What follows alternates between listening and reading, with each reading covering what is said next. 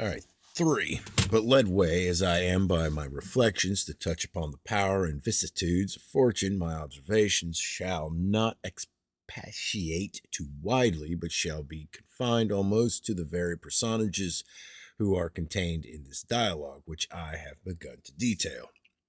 For who would not call the death of Lucius Crassus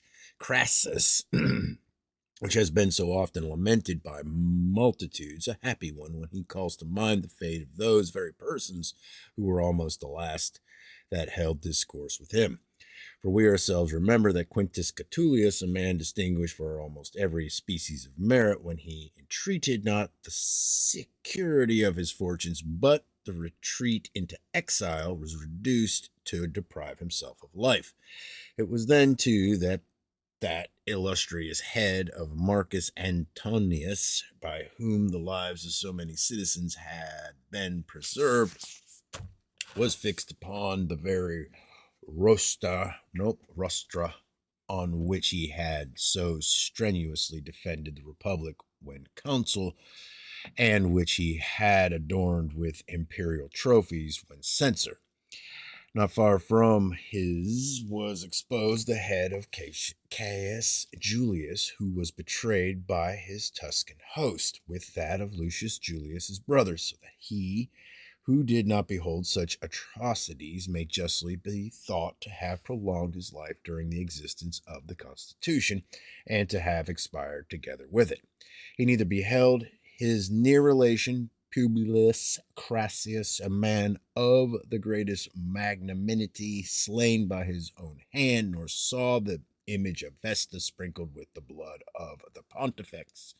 his colleague. And such were his feelings toward his country. Even the cruel death of Caius Carbo, his greatest enemy, that occurred on the same day, would have caused additional grief to him. He did not behold the horrible and miserable fate of those young men who had devoted themselves to him, of whom Caius Cota, whom he had left in a promising condition, was expelled through popular prejudice from his office of tribune a few days after the death of Crassus, and not many months afterward driven from the city. And Sulpicius, who had been involved in the same popular fury, attempted in his tribuneship to spoil all of their honors, those with whom, as a private individual, he had lived in the greatest familiarity. But when he was shooting forth into the highest glory of eloquence, his life was taken from him by the sword, and punishment was inflicted on his rashness, not without great damage to the republic. I am indeed of the opinion that you, Crassus, received as well your birth as your death from the peculiar appointment of divine providence, both on account of the distinction of your life and the season of your death. For in accordance with your virtue and firmness of mind, you must either have submitted to the cruelty of civil slaughter, or if any fortune had rescued you from so barbarous a death, the same fortune would have compelled you to be a spectator of the ruins of your country, and not only the dominion of ill-designing men, but even the victory of the honorable party would, on account of the civil massacres intermingled with it, have been an affliction to you. 4. Indeed, when I reflect, brother Quintus, upon the calamities of these great men, whose fates I have just mentioned,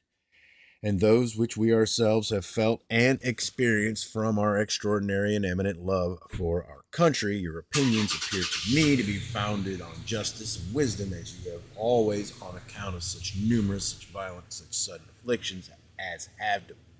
happened to the most illustrious and virtuous men, dissuaded me from all civil contention and strife.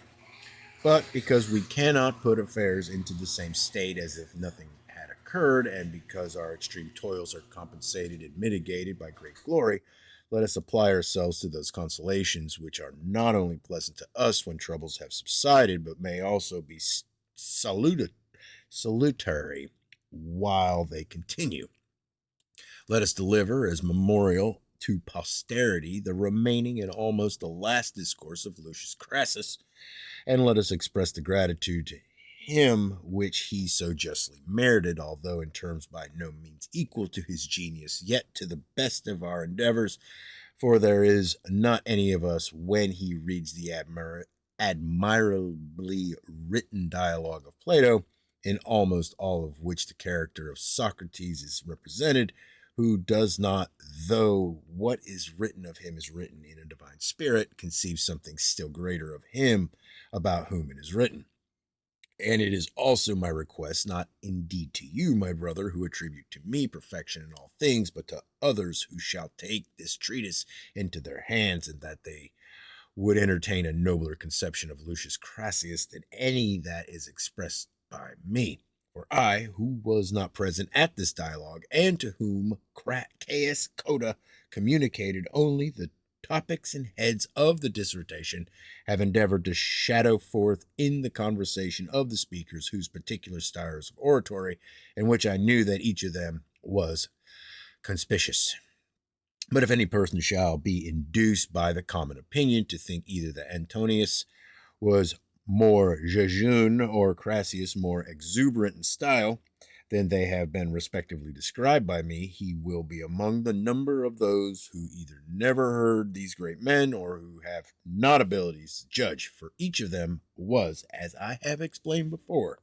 superior to all other speakers in application and genius and learning, as well as excellent in his particular style, so that embellishment in language was not wanting in Antonius, nor redundant in Crassus.